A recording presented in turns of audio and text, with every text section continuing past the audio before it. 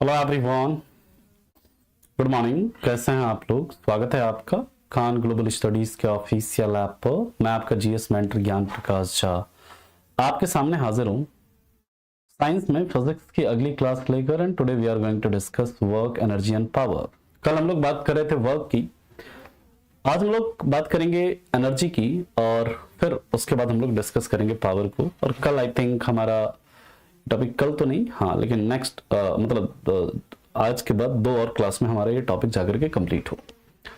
Hello धीरज, सौरभ, ऋतिक, शेखर, निर्मा, पंकज, संदीप, रुचिका, संगीता, अखिलेश, सोना, संध्या, फूल, अनीश, चलिए सभी लोग जुड़ चुके हैं। Let's start the session of today. Last class में हम लोगों ने डिस्कस किया कि वर्क जो है वो आपका क्या हो सकता है, पॉजिटिव हो सकता है, वर्क कैन बी जीरो। अब हम लोग डिस्कस करेंगे कि व्हेन वर्क इज नेगेटिव, यानी कि कब कार्य जो है हमारा नेगेटिव होता है, उसके ऊपर हम लोग चर्चा करेंगे। कार्य कब ऋणात्मक होता है, व्हेन वर्क इज नेगेटिव।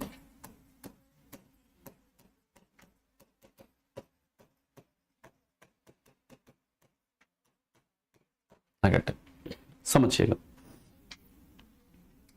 मान लीजिए कंडीशन यहां पर देखते हैं हम लोग। पहला कंडीशन, ये कोई ऑब्जेक्ट है ना, ये कोई बस है, कार है, कुछ भी। और मान लीजिए कि ये इधर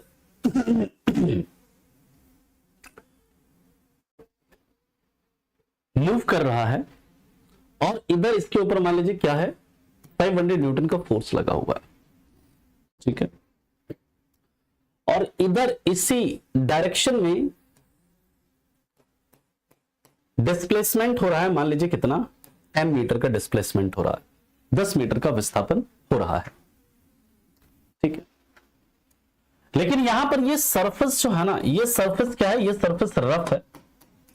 और आप जानते हैं जब रफ सरफेस होगा तो यहां पर क्या होगा, एक घर्षण बल भी काम करेगा इसके गति के विपरीत दिशा में। मान लीजिए कि इसके जस्ट मोशन इस डायरेक्शन में हो रहा है और इसके इस विपरीत दिशा में एक फ्रिक्शन फोर्स, एक घर्षण बल काम कर रहा है। और ये घर्षण बल का मान लीजिए कितना है, ये है 5 न्यूटन। ये घर्षण बल का जो मान है वो कितना है, 5 न्यूटन। यानी ये जो फ्रिक्शन फोर्स है वो कितना लग रहा है, इसके ऊपर 5 न्यूटन का लग रहा है, ठीक। तो आपसे पूछा जाए कि यहां पर घर्षण के कारण कितना नेगेटिव वर्क हुआ, घर्षण के कारण कितना वर्क हुआ, इस घर्षण के कारण किया गया कार्य, घर्षण के द्वारा किया गया कार्य कितना होगा।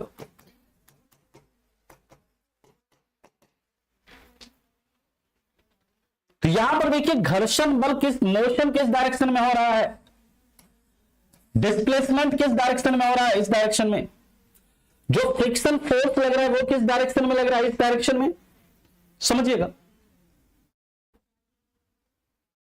जो आपका डिस्प्लेसमेंट हो रहा है इस डायरेक्शन में और घर्षण बल किस डायरेक्शन में लग रहा है, इस डायरेक्शन में।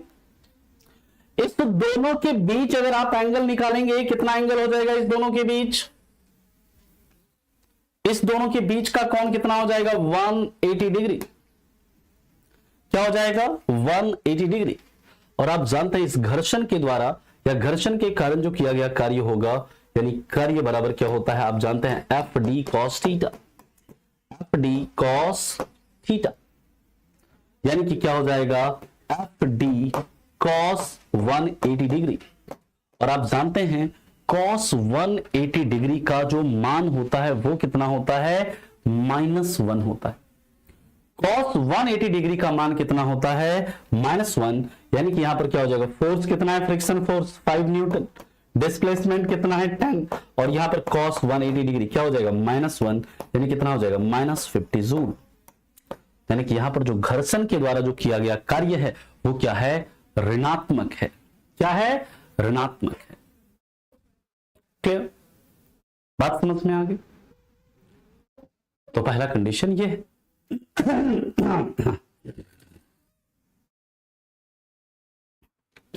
ठीक है, अब दूसरा कंडीशन और देख लेते हैं हम लोग। यहां तक किसी को कोई दिक्कत है, कोई परेशानी है तो बताइए।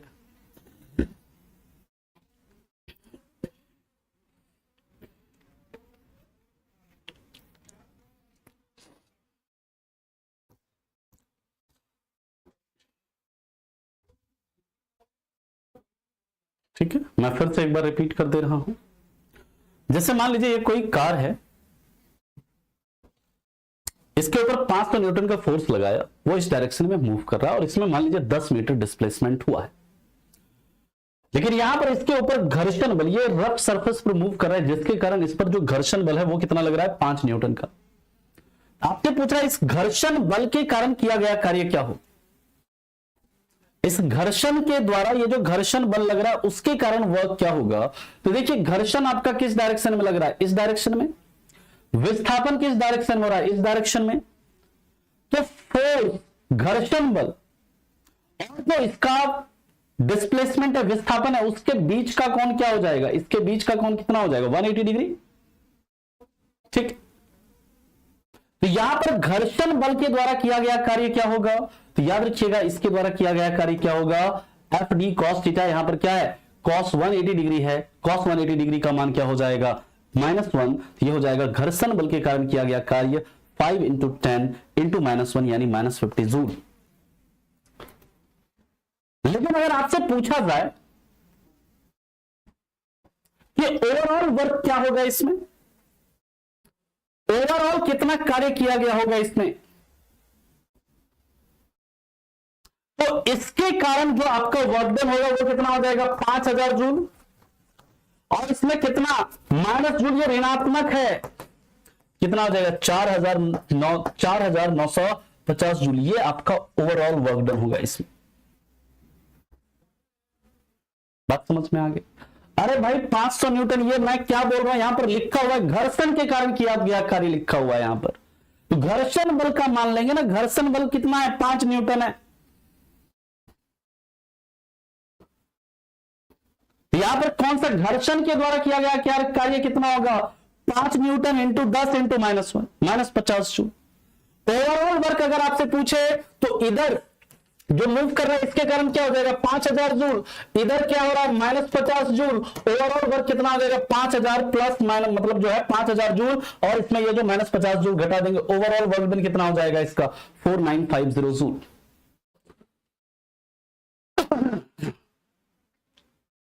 आ गया बात समझ में। चलिए ठीक है, बहुत बढ़िया।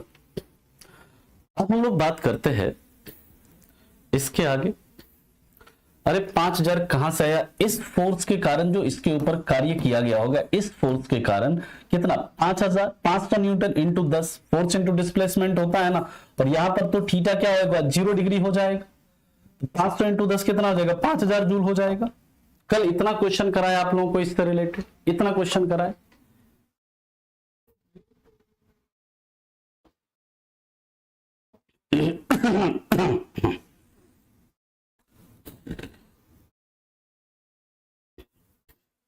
तो वो अप्लाई होगा ना काजल, क्यों नहीं अप्लाई होगा, बिल्कुल अप्लाई होगा। लेकिन वहां पर अगर मान लीजिए दिया रहना चाहिए कि फ्रिक्शन फोर्स का मान कितना है।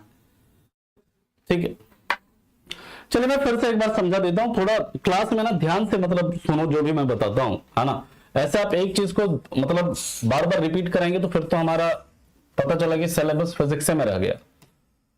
थोड़ा सिंसियर रहिए। देखिए ये कोई कार है, इसके ऊपर हमने इस डायरेक्शन में 500 न्यूटन फोर्स लगाया। अब 500 न्यूटन फोर्स लगाने के कारण इसमें क्या हुआ, 10 मीटर का क्या हुआ, इसमें डिस्प्लेसमेंट हुआ। कितने का, 10 मीटर का डिस्प्लेसमेंट हुआ।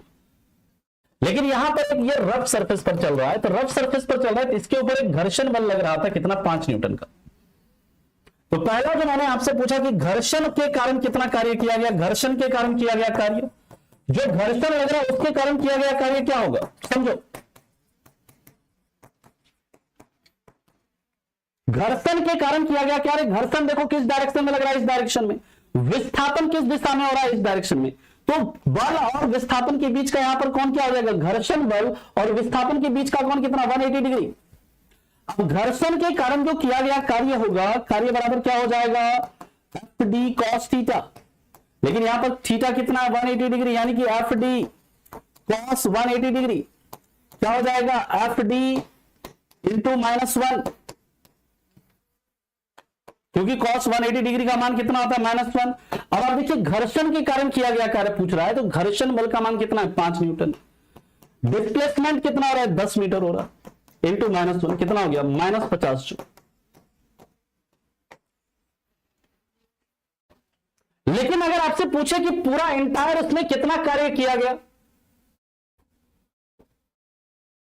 तो यहां पर देखिए इधर ये जो 500 न्यूटन का फोर्स लगा है, इसके कारण 500 न्यूटन के कारण किया गया कार्य क्या होगा, इसके कारण जो वर्क डन होगा, इसके कारण वर्क क्या होगा, एफ डी कॉस थीटा।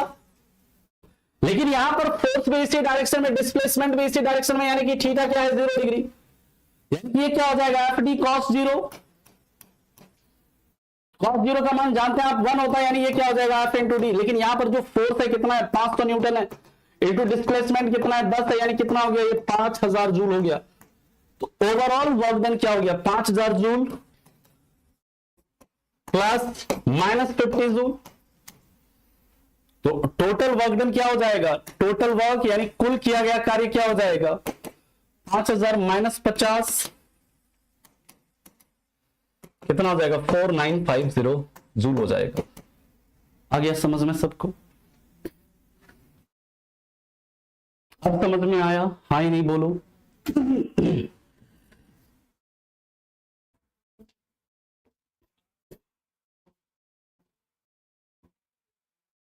ठीक है,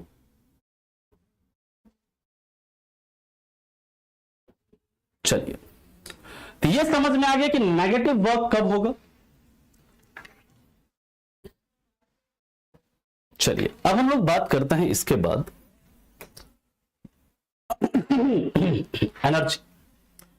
एनर्जी। और याद रखिएगा जब भी आपका थीटा जो है ना, याद रखिएगा जब भी थीटा अगर आपका किससे ज्यादा है, 90 से ज्यादा है ना, थीटा जो है क्या है आपका 90 से ज्यादा है, समझिएगा, और 180 डिग्री से कम या उसके बराबर है, तो इस थीटा के लिए वर्क डन जो होगा, किया गया कार्य क्या होगा, किया गया कार्य नेगेटिव होगा। ठीक है, किया गया कार्य क्या होगा, नेगेटिव होगा। ठीक है,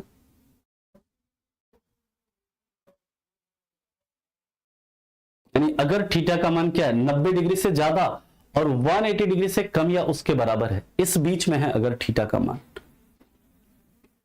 किसके बीच में, फोर्स एंड डिस्प्लेसमेंट के बीच में, बल और विस्थापन के बीच में, तो इसके लिए किया गया कार्य क्या होगा, नेगेटिव होगा। यह बात समझ में आ गई। किया गया कार्य 0 कब होगा, theta is equal to 90 degree पर किया गया कार्य, लिख लीजिएगा, यह सब पॉइंट पूछता है।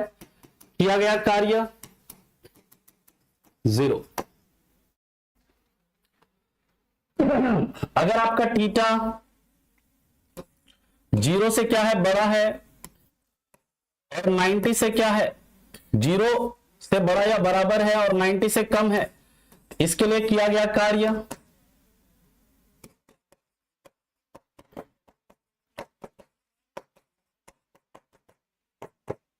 पॉजिटिव है ना, इसके लिए किया गया कार्य क्या होगा, पॉजिटिव होगा। बात समझ में आ रही है, अरे आए नहीं बोलो। और कार्य मैक्सिमम कब किया जाएगा, कितने डिग्री पर कार्य मैक्सिमम होगा, theta is equal to 0 degree पर जो किया गया कार्य होगा वो क्या होगा, अधिकतम होगा। Theta is equal to 0 degree पर किया गया कार्य क्या होगा, अधिकतम होगा। यानी कि जब बल और विस्थापन, बल जिस डायरेक्शन में लग रहा है उसी डायरेक्शन में अगर विस्थापन हो रहा है तो किया गया कार्य क्या होगा, आपका अधिकतम होगा। ठीक, अभी इससे रिलेटेड कई सारे न्यूमेरिकल्स करेंगे हम लोग, कई सारे न्यूमेरिकल्स कराएंगे आपको, लेकिन पहले पूरा कॉन्सेप्ट हम लोग एक एक करके समझना है, तब जाकर के न्यूमेरिकल करेंगे। यहां तक क्लियर है?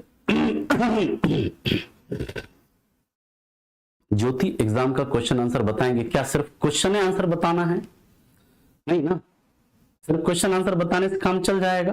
बोलो। ठीक है, क्वेश्चन कराएंगे, आज क्वेश्चन नहीं कराएंगे, कल रेलवे में पूछा गया जितना भी क्वेश्चन है न्यूमेरिकल है वो सब कराएंगे। ठीक है, और कल आप लोग याद रखिएगा, कल YouTube पर आप लोग अगर लेक्चर देखना चाहते हैं, YouTube पर अगर आप क्वेश्चन करना चाहते हैं, हाँ एलपी के क्वेश्चंस करवाएंगे आपको, एनटीपीसी भी क्वेश्चन करवाएंगे।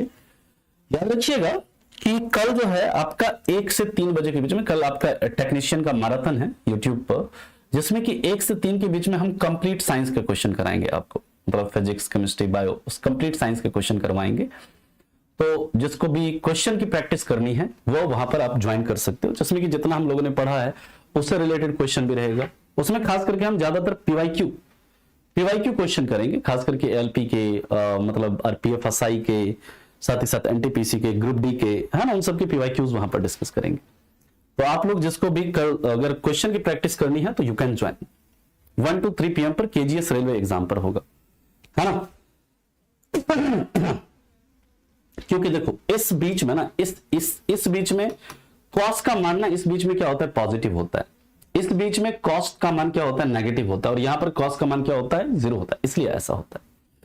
ठीक है, चैनल का नाम है KGS railway exam.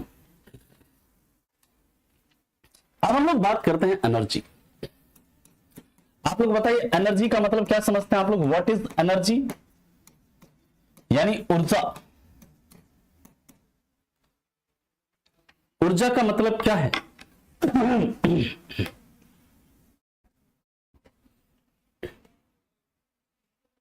Work minimum कब होगा, theta is equal to 90 degree पर आपका 0 होगा, और theta is equal to 180 degree पर नेगेटिव होगा। यानी theta is equal to 180 degree पर जो है सबसे ऋणात्मक कार्य होता है, यानी कि वहां पर सबसे न्यूनतम कार्य होगा, क्योंकि वहां पर नेगेटिव कार्य होता है।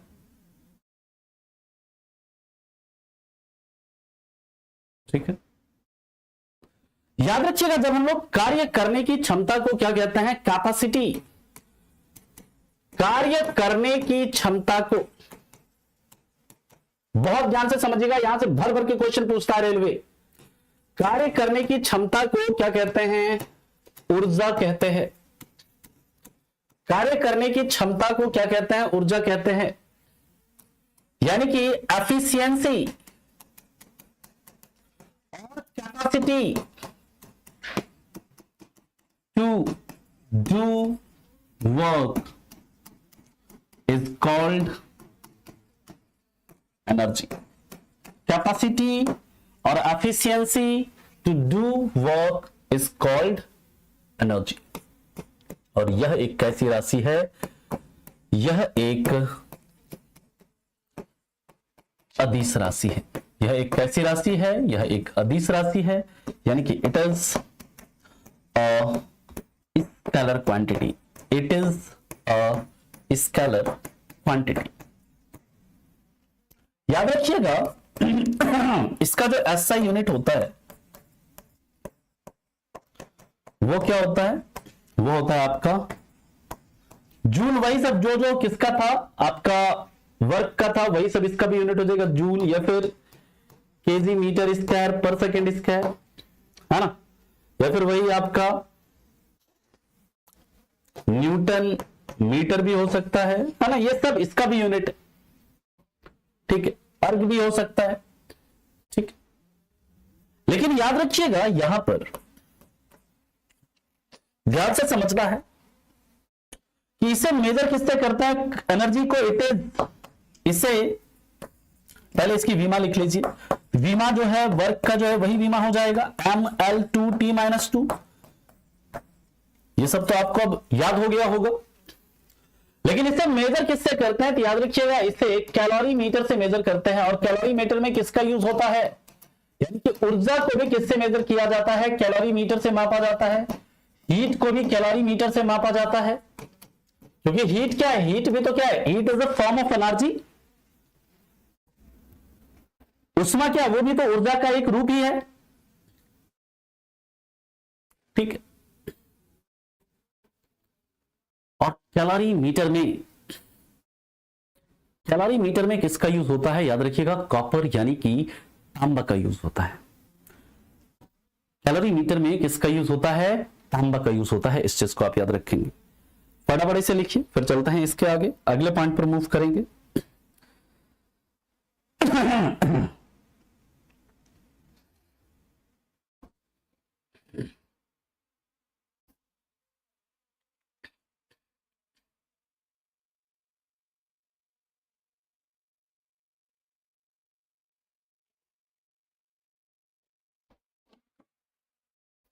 ठीक है, चलिए जाकर यूनिट और डायमेंशन वाला लेक्चर देखेंगे कि देखिए होता है, आपसे अगर पूछा जाए कि एक इलेक्ट्रॉन वोल्ट भी किसका यूनिट है? एनर्जी का। बताए थे आपको, इलेक्ट्रॉन वोल्ट भी किसका यूनिट है? एनर्जी का। और 1 इलेक्ट्रॉन वोल्ट में कितना जूल होता है? बताए थे आपको 1.6 इंटू 10⁻⁻19 जूल। ठीक है, हाँ, device is seven for measuring heat. Yes, ठीक है। अब देखिए, हम लोग बात करते हैं इसके बाद टाइप ऑफ एनर्जी, यानी ऊर्जा के प्रकार। कई प्रकार की एनर्जी होती है। टाइप ऑफ एनर्जी यानी ऊर्जा के प्रकार। तो सबसे पहला हम लोग बात करेंगे किसकी? गतिज ऊर्जा की। गतिज ऊर्जा यानी जैसे हम लोग बोलते हैं काइनेटिक एनर्जी। ध्यान से समझिएगा, काइनेटिक एनर्जी। ठीक है,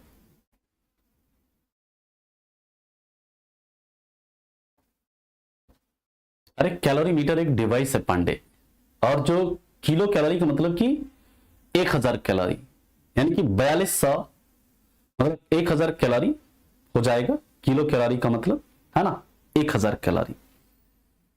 ठीक है।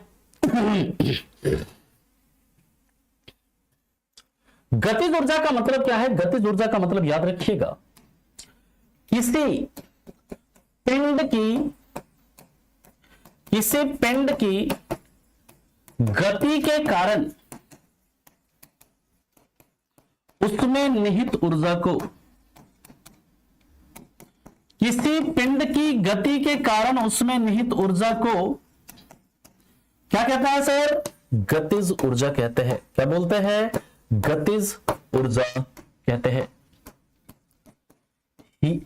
एनर्जी इंग्लिश में लिख लीजिएगा, एनर्जी वेस्टेड।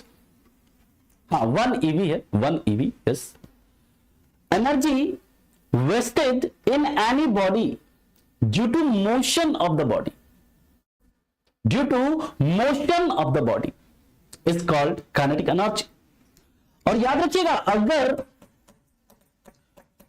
किसी पिंड का मास, अगर किसी पिंड का द्रव्यमान m, अगर किसी पिंड का द्रव्यमान m तथा वेग v है, तो काइनेटिक एनर्जी बराबर क्या हो जाएगा? गतिज ऊर्जा बराबर क्या हो जाएगा? 12 mv²। क्या हो जाएगा? 12 mv²। जैसे मान लीजिए मैं अभी स्थिर एकदम स्टैटिक, क्या मेरे में काइनेटिक एनर्जी होगा? नहीं। लेकिन जैसे मान लीजिए मैं v वेलोसिटी से मूव करने लग गया, v वेलोसिटी से मैं मूव करने लग गया मान लीजिए, तो इस मोशन के कारण, इस गति के कारण हमारे अंदर एक एनर्जी आ जाएगी। अब जैसे दौड़ते दौड़ते जाते हैं, किसी को जाकर के आप धक्का मार देते हैं तो उसको चोट लगता है, आपको भी चोट लगता है। क्यों? क्योंकि उस दौरान आपके अंदर क्या होता है? एनर्जी होती है, काइनेटिक एनर्जी होती है। यानी कि आप जब रनिंग कर रहे होते हैं तो आपके रनिंग के कारण आपके अंदर क्या होता है? एक एनर्जी होता है। निहित का मतलब कि उसके अंदर मौजूद जो ऊर्जा है। लिखा है किसी पिंड की गति के कारण उसमें निहित ऊर्जा को गतिज ऊर्जा कहते हैं। हीट मतलब energy wasted in any body due to motion of the object. ठीक है, तो याद रखिएगा यहां पर अगर किसी पिंड का द्रव्यमान m है तथा वेग v है तो उसका काइनेटिक एनर्जी क्या हो जाएगा, हाफ mv स्क्वायर हो जाएगा। क्या हो जाएगा, हाफ mv स्क्वायर हो जाएगा। अब देखिए ध्यान से समझो इस चीज को, ये रिलेशन आपके लिए बहुत इंपॉर्टेंट है। Kinetic energy is equal to क्या है, हाफ mv स्क्वायर। ये रिलेशन ऐसे मैंने आपको पहले भी बताया है। और आप जानते हैं p इज इक्वल टू क्या होता है, मोमेंटम। संवेग इज इक्वल टू क्या होता है, mv।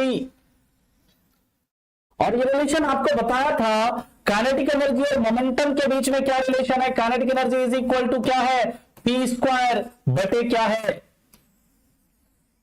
2m। याद करिए ये रिलेशन हम लोगों ने जब मोमेंटम पढ़ा था वहां पर हम लोगों ने पढ़ा था।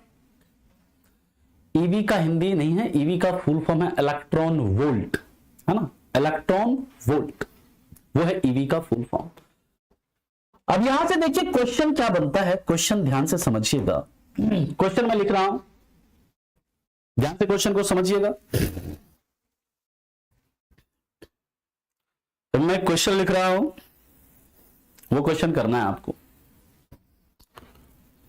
पहले बेसिक सा एक क्वेश्चन देता हूं, पहले इतना लिखो आप लोग।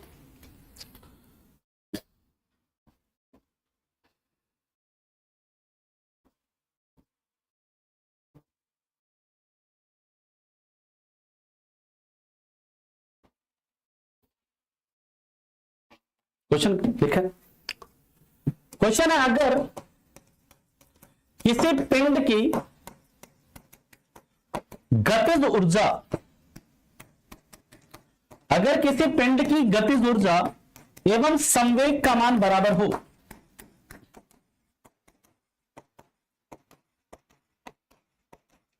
अगर किसी पिंड की गतिज ऊर्जा और संवेग का मान बराबर हो तो उसका वेग क्या होगा।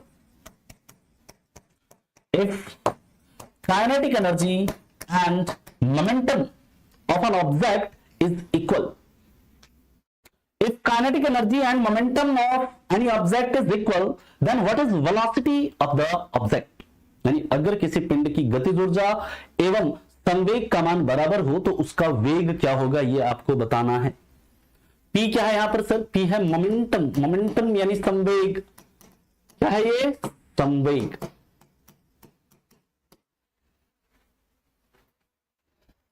कर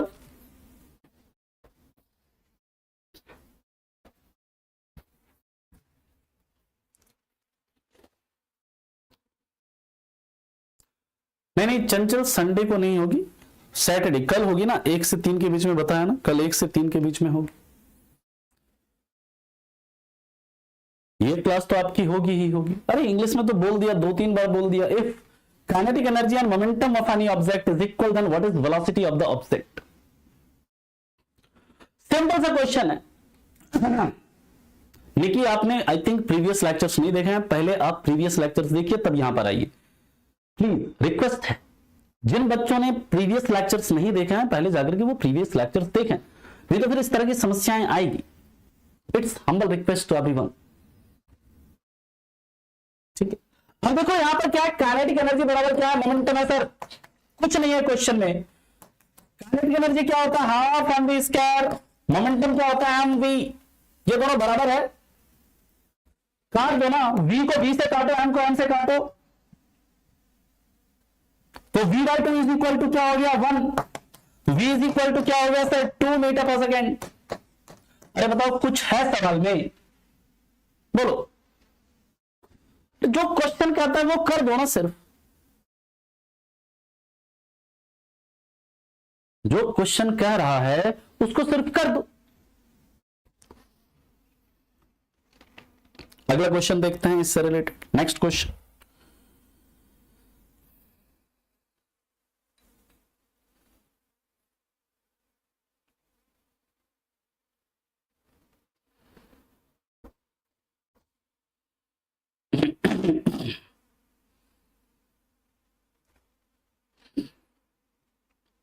चला अगले क्वेश्चन पर। अरे 1/2 v का मान लिख रहा है, तो v/2 इज इक्वल टू 1 है, तो v कितना हो जाएगा, 2 मीटर पर सेकेंड होगा ना जी, है आया समझ में? आगे चला।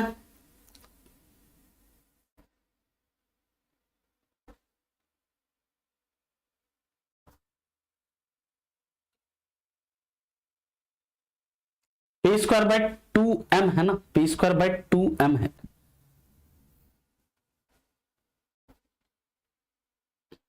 चलिए नेक्स्ट क्वेश्चन है,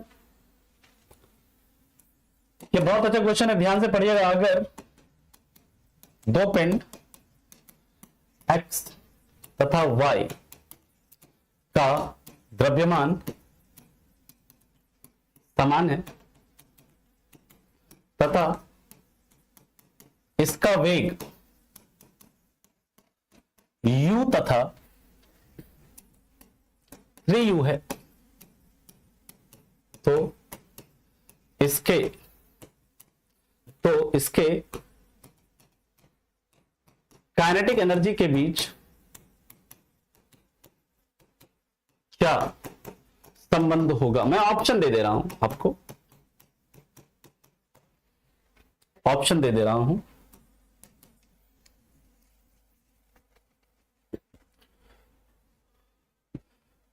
kx इज इक्वल टू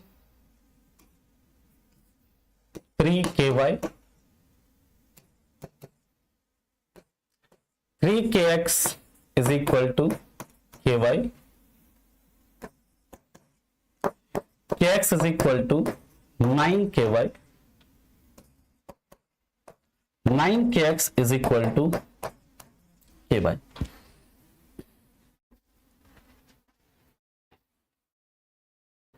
ठीक है, फटाफट इस क्वेश्चन को करिए। इस तरह का सवाल आपसे बनता है रेलवे में, इस तरह का सवाल आपसे रेलवे में बनता है। इंग्लिश में लिख लो, if two object x and y have same mass and its velocity is u and 3u, then what is the relation between kinetic energy of the object? Then what is the relation between kinetic energy of the object? लोचा है भाई साहब, है ना? इस तरह के सवालों को करने में बड़ा लोचा है, और बच्चे 90%, मोर देन 90% बच्चे इससे सवाल में गलती करते हैं। लेकिन मैं नहीं चाहता हूं कि मेरे छात्र जाकर के एग्जाम में ऐसी गलती करें, इसलिए मैंने यह सवाल दिया है।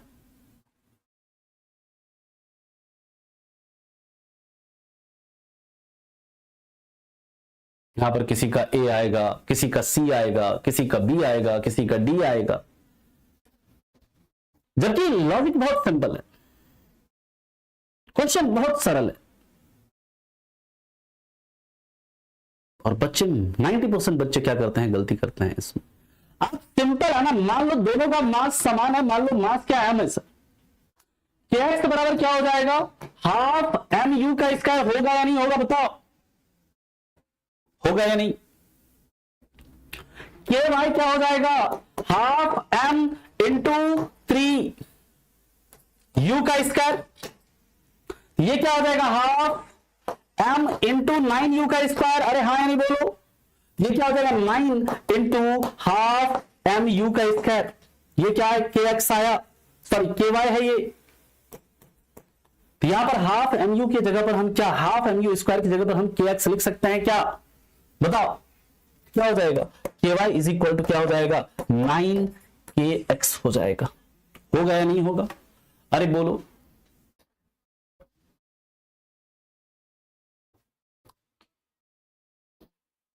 सी होगा उत्तर, क्या बोलो, ये सी है क्या, सी उत्तर होगा क्या,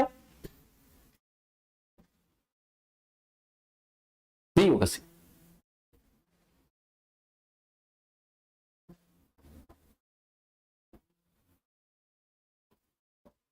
आगे समझ में, सही उत्तर क्या होगा इसका, डी हो जाएगा।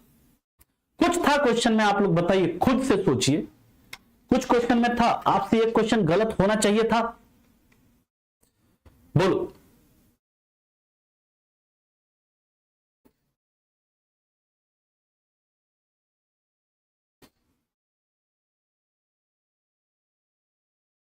सिर्फ फॉर्मूला बेस्ड क्वेश्चन है, बस क्वेश्चन को क्या है, घुमा दिया है। फिर से रिपीट करा, देखिए कह रहा है अगर दो पिंड है, एक्स है, वाई है, इसका द्रव्यमान क्या है, समान है, इक्वल है। कह रहा है इसका एक का वेग, एक्स का वेग u है, y का वेग क्या है, 3u है, तो इसके काइनेटिक एनर्जी के बीच क्या संबंध होगा?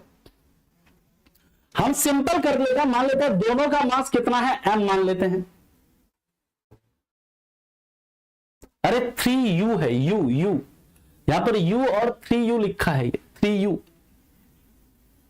यहां पर kx क्या हो जाएगा, हाफ एम यू का स्क्वायर, यही होता है ना, हाफ एम बी स्क्वायर, क्या है, हाफ एम यू का स्क्वायर होगा।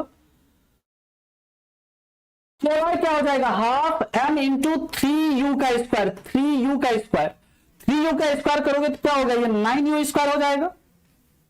इसको हम लिख सकते हैं कि हम 9 को अलग कर दें तो यहां पर 9 को इधर लेना है, तो क्या हम इसको लिख सकते हैं हाफ एम यू का स्क्वायर, और ये हाफ एम यू स्क्वायर क्या, यही तो kx है, यानी कि ky इज इक्वल टू क्या आ गया, 9kx। ये रिलेशन किस में, ये रिलेशन हमारा डी में। सही उत्तर क्या है, option D, D is the right answer. Devanshu आप देखिए, मैं तो 10 साल से यही देख रहा हूं।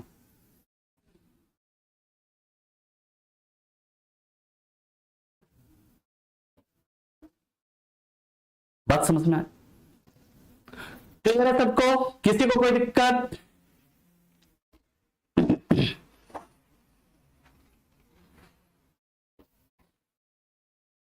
अब आया समझ में?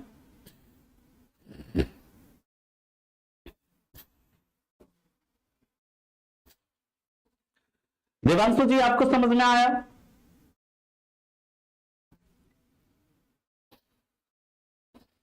भाई ऑप्शन में खेला है, ऑप्शन में खेल कर देते हैं लोग।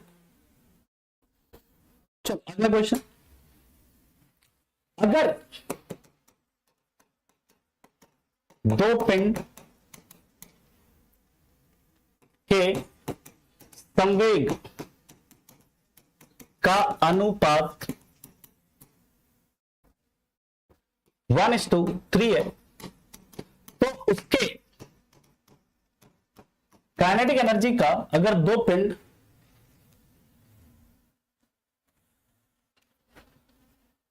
ऐसे लिख लीजिए, अगर दो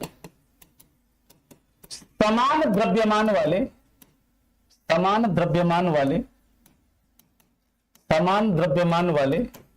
पिंड के संवेग का अनुपात, ऐसे लिख लेना, अगर दो समान द्रव्यमान वाले पिंड के संवेग का अनुपात 1:3 है, तो उसके काइनेटिक एनर्जी का अनुपात क्या होगा? सवाल देखिए, जितने तरह का सवाल बन सकता है मैं सारा आपको करा रहा हूं। मुझे कोई जल्दी नहीं है कि मैं आपका सिलेबस कंप्लीट कर दूं, मुझे इस बात का वो है, फिक्र है कि हर एक बच्चा सवाल करे, चाहे कैसा भी न्यूमेरिकल आपके एग्जाम में पूछ दे। और अगर आप लोगों को जल्दी है तो आप बता देंगे, मैं जल्दी भी सिलेबस कंप्लीट कर दूंगा, ये हमारे ऊपर है। यहां पर आपसे क्या पूछ रहा है, कह रहा है कि दो ऑब्जेक्ट है, उसका क्या कह रहा है, जो आपका संवेग क्या है, समान है। कह रहा है इसके मोमेंटम का अनुपात कितना, 1/3 है। P1:P2 क्या है, 1:3 है। आप जानते हैं kinetic energy 1 is equal to क्या हो जाएगा, P1²/2m, मास सेम है। काइनेटिक एनर्जी दूसरा का निकालिए, क्या हो जाएगा, P2²/2m, क्योंकि मास सेम है।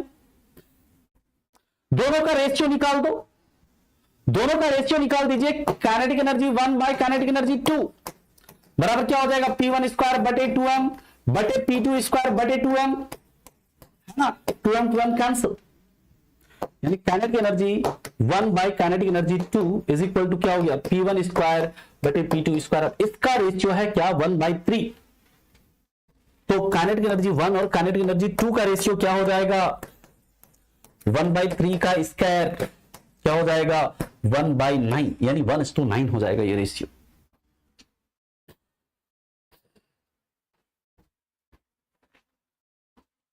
अरे यार क्या इसमें देखें, ये बताओ ठीक तो है। kx इज इक्वल टू, मैंने 3ky लिखा है, 3kx is equal to ky लिखा है, kx is equal to 9ky लिखा है, और यहां पर 9kx इज इक्वल टू क्या लिखा है, ky लिखा है। तो ठीक तो है, ky is equal to 9kx, ky is equal to 9kx, ठीक तो है sir, ky is equal to 9kx। क्या दिक्कत है इसमें आपको? यही तो आया है हमारा, ky is equal to 9kx ही तो आया है।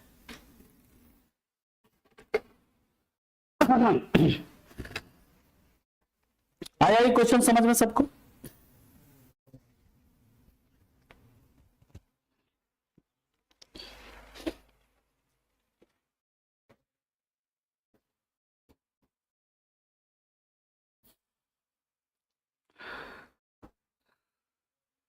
ये जो के एक्स इज इक्वल टू 9 के वाई बोल रहा है ना, वो सब नींद में है। आप लोग अगर तो बाहर आइए नींद से, है ना।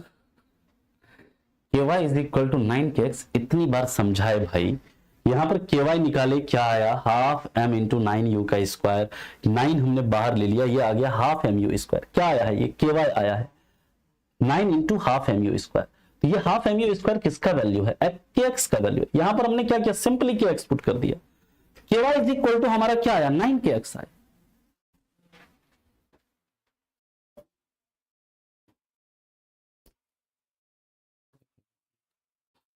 मैं क्या ही करूं। दोबारा देखो देवांशु बाबू, है ना, तुम इसको दोबारा देखो।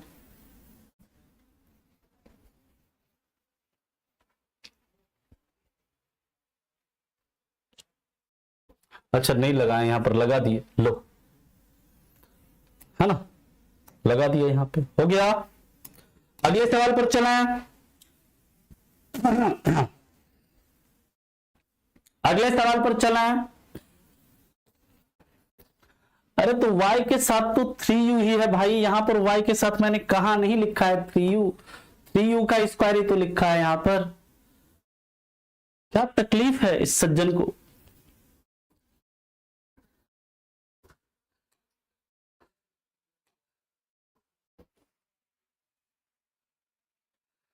क्या है भाई दिवांशु? चलिए अगले क्वेश्चन पर चलते हैं। अगर किसी दो पिंड का संवेग समान है, अगर किसी दो पिंड का संवेग समान है तथा उसके द्रव्यमान का अनुपात 3:4 है, तो उसके काइनेटिक एनर्जी का अनुपात क्या होगा? जितने तरह के सवाल आपके पेपर में बन सकते हैं उन सारे सवालों को हम करेंगे।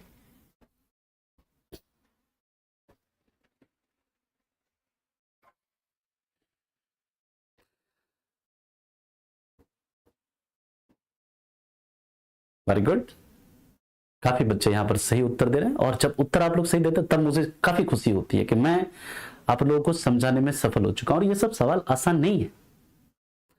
इंग्लिश में लिख लेना है क्वेश्चन को, और किसी लिखना है, if momentum of two object is equal and ratio of their mass is 3:4, then what is ratio of kinetic energy?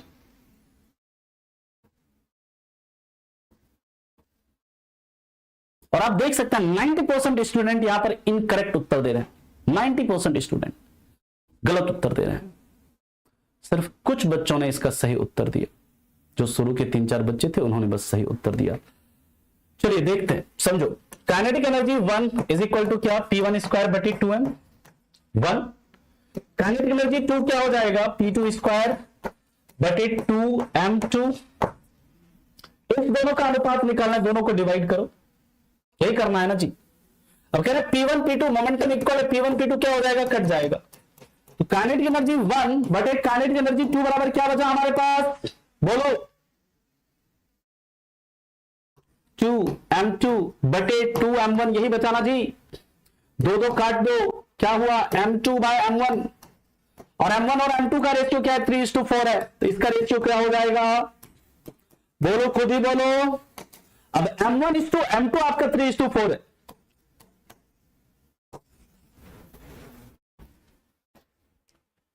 कहां गलती हुआ आपको समझ में आया? कहां गलती हुआ आपको समझ में आया?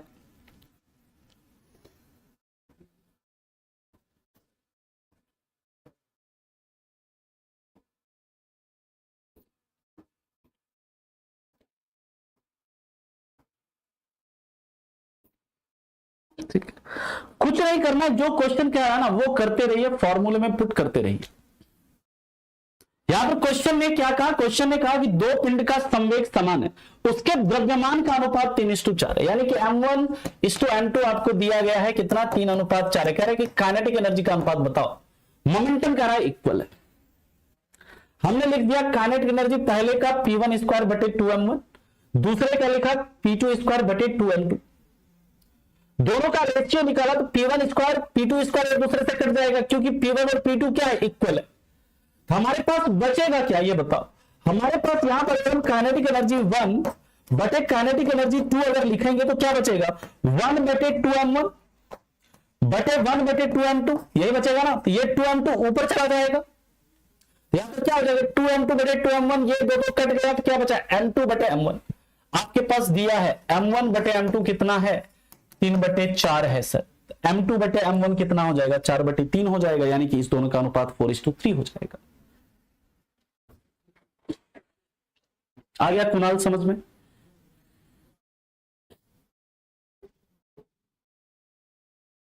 क्लियर है सबको?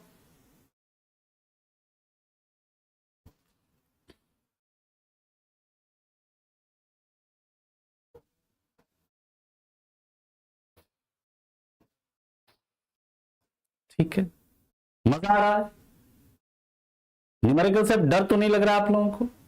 अभी तो खेला स्टार्ट हुआ न्यूमेरिकल का।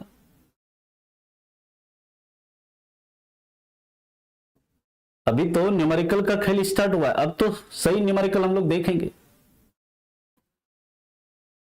चलिए अब अगला क्वेश्चन देखते हैं।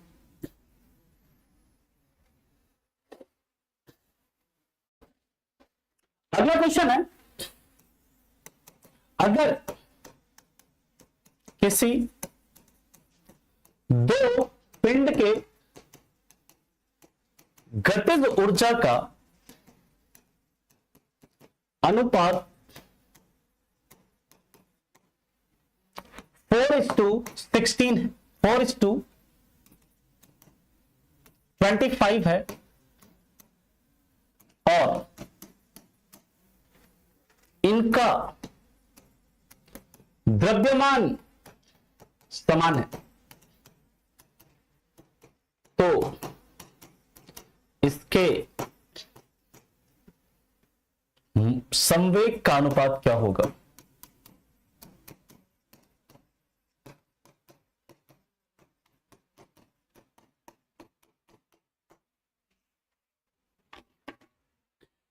अब बताइए।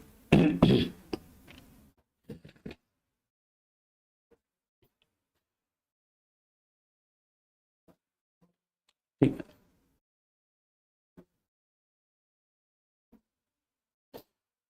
सिंपल है।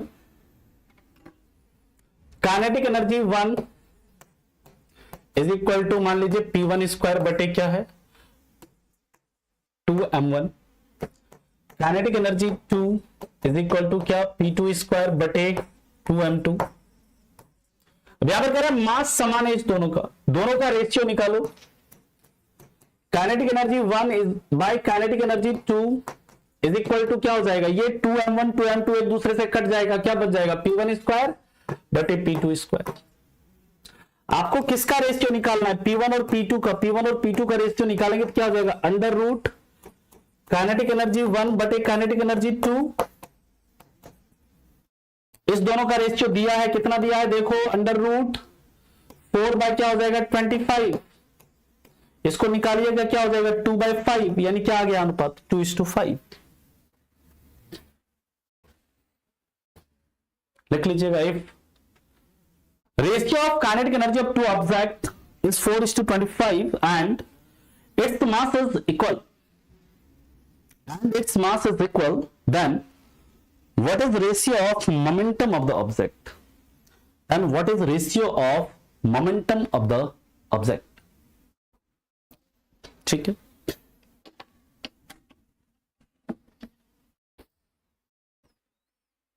क्लियर है?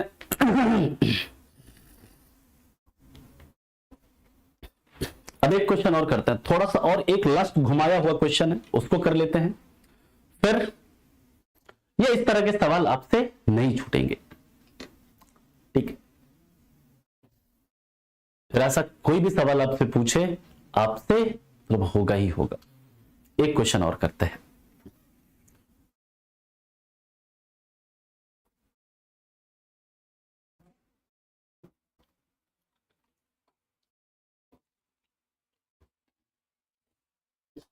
क्योंकि मास इक्वल है ना अनीस, मास इक्वल है ना बाबू।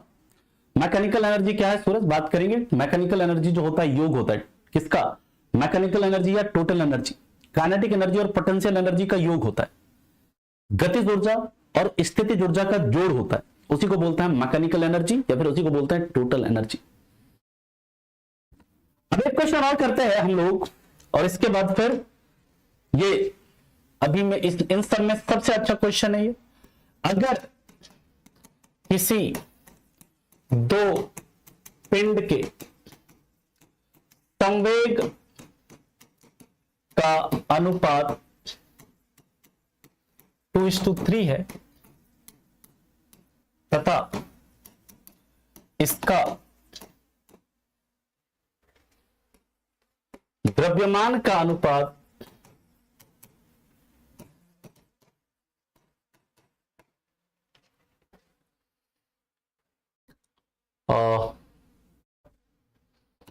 3:5 है, तो इसके काइनेटिक एनर्जी का अनुपात क्या होगा।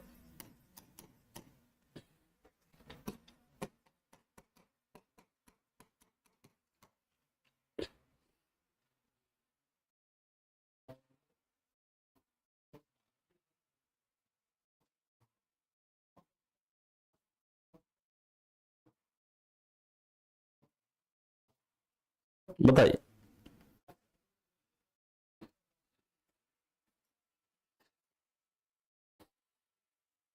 करते हैं, आप लोग पहले करिए।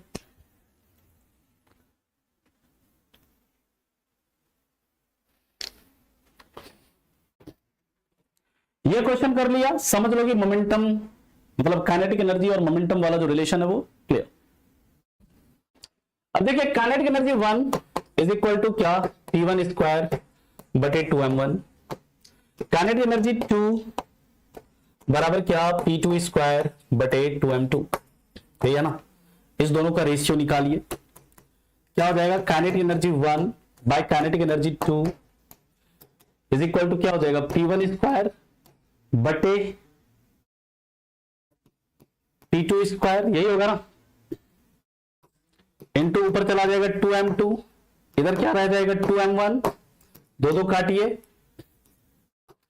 P1 और P2 ये हम इसे लिख सकते हैं P1 बाई P2 का square into M2 by M1। Put करो वैल्यू, P1 बाई P2 का रेशियो कितना है, मोमेंटम का रेशियो 2:3 है, ये क्या हो जाएगा 2/3 का square into M2 by M1। यहां पर M1 M2 दिया है कितना, 3/5, तो ये क्या हो जाएगा 5/3।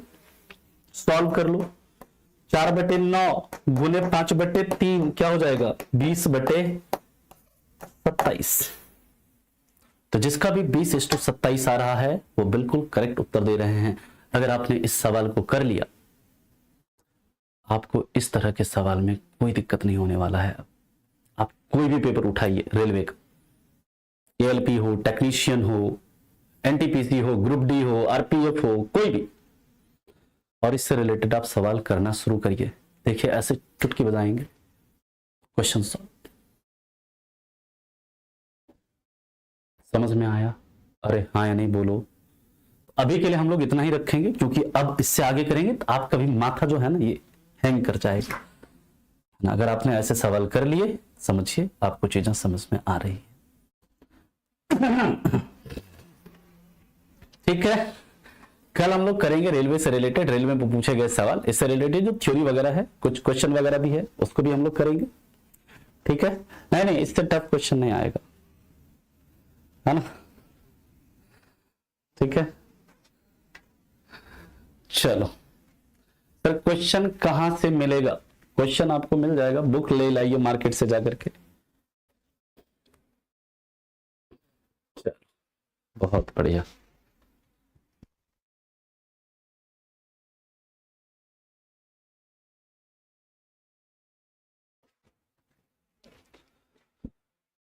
चलिए तो कल पूरा ये रिवाइज वगैरह करके आना है ना, और कल आप लोग 1 से 3 के बीच में ना जो YouTube वाला सेशन होगा उसको आप लोग जरूर करिएगा, है ना। जो मतलब ऐसे मैराथन चलेगा पूरा, जैसे मैं साइंस है ना उसमें 1 से 3 के बीच में कराएंगे, तो आपको जुड़ना है तो जुड़िएगा उसमें, ठीक है। क्वेश्चन अब नहीं है, अब इतना ही क्वेश्चन करो, कल हम करवाएंगे MCQs वगैरह इससे रिलेटेड और न्यूमेरिकल करवाएंगे, ठीक है। हाँ, कोई भी प्रीवियस ईयर का बुक ले लो निकी, कोई दिक्कत नहीं है।